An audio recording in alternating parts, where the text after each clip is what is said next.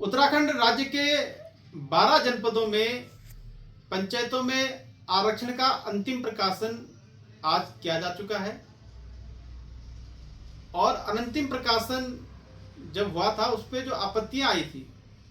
पूरे प्रदेश में लगभग 4000 से अधिक आपत्तियां प्राप्त हुई थी। और जो मैंने आपत्तियों के निस्तारण के बाद तस्वीर देखी है जो अंतिम प्रकाशन में, तो किसी की भी आपत्ति का निस्तारण मुझे होते हुए नहीं दिख रहा है। तो आपत्तियां मांगने की नौटंकी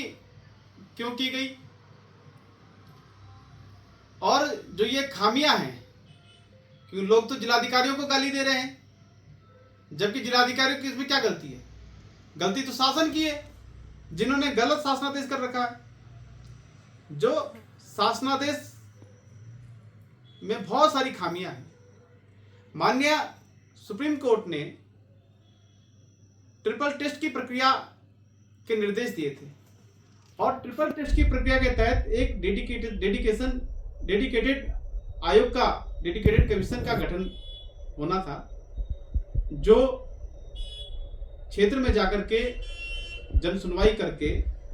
और ओबीसी के आरक्षण पर अपनी रिपोर्ट शासन को उपलब्ध कराए। और उत्तराखंड राज्य में भी जस्टिस वर्मा जी की अध्यक्षता में एकल सदस्य समर्पित आयोग का गठन किया गया और एकल सदस्यीय समर्पित आयोग द्वारा विभिन्न जनपदों में जन सुनवाई की गई, लोगों की राय ली गई और उसके आधार पर सरकार को अपनी अनुशंसा की गई उनकी कि ओबीसी का आरक्षण कितना होना चाहिए।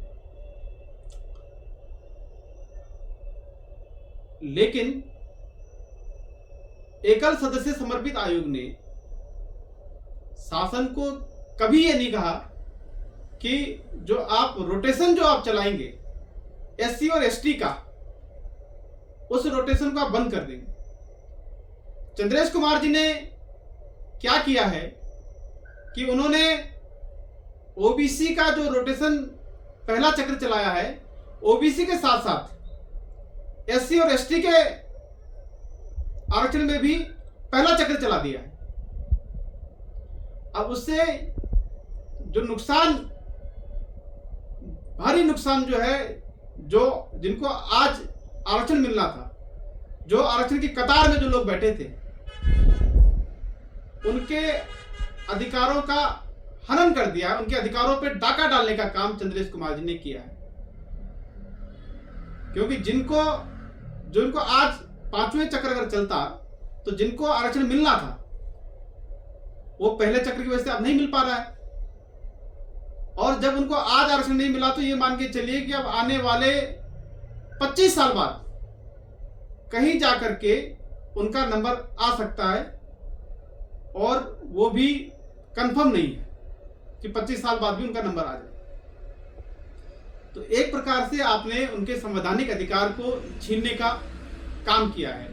खास करके एससी और एसटी के, अनुसूचित जाति और अनुसूचित जनजाति के आरक्षण। हमारे संविधान में व्यवस्था है कि एससी और एसटी को रिजर्वेशन संवैधानिक अधिकार है उनका, लेकिन आपने उनके संवैधानिक अधिकार को छीनने का प्रयास किया है इस रोटेशन सिस्टम को खराब करके। जो आपने रोटेशन का जो चक्र, आपने पहला चक्र चला दिया है, क्योंकि न तो आपको माननीय मुख्यमंत्री पुष्कर सिंह धामी जी ने कहा कि आप एससी एसटी के पांचवें चक्र को खत्म कर दो और पहला चक्र चलाओ, ना सतपाल महाराज जी ने आपसे कहा। तो आखिर चंद्रेश कुमार जी ने अपने मन से जो एससी और एसटी को, जो पांचवें चक्र में जो लोगों को आरक्षण मिलना था, उनके अधिकारों को आपने छीनने का काम किया है। दूसरा, जो एक भारी विसंगति आपने पैदा कर ली, भारी असमानता है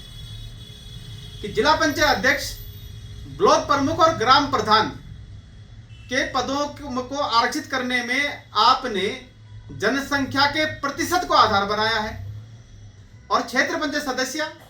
और जिला पंचायत सदस्य में के आरक्षण में आपने केवल जनसंख्या को आधार बनाया है।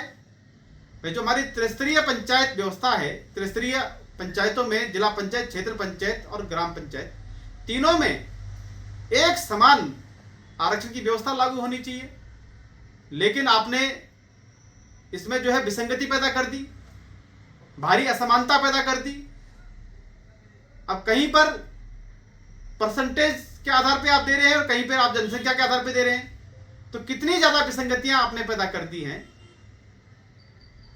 और कितने लोगों के अधिकारों को आपने छीनने का काम किया है। मेरा सरकार से ये निवेदन है कि आरक्षण की जो पूरी प्रक्रिया है इसका दोबारा से इसका एक शासनादेश जारी होना चाहिए और जो इसमें विसंगतियां हैं इन विसंगतियों को दूर करते हुए दोबारा से आरक्षण का पुनर्निर्धारण होना चाहिए और दोबारा से जो एकल सदस्य समर्पित आयोग और इससे पूर्व जिस प्रकार से 2019 के पंचायत चुनाव में, 2022 के हरिद्वार के चुनाव में, 2014 के चुनाव में जो प्रक्रिया के तहत जो आरक्षण की जो प्रक्रिया थी उसी के तहत, उसी रोटेशन के तहत, पांचवा जो रोटेशन का चक्र चल रहा था उसी रोटेशन के प्रक्रिया के तहत आरक्षण दिया जाना चाहिए, जिससे सबको समान अवसर मिल सके। अवसर की समानता, अवसर की समता का अधिकार हमारे संविधान में है, तो संवैधानिक अधिकार है कि प्रत्येक व्यक्ति को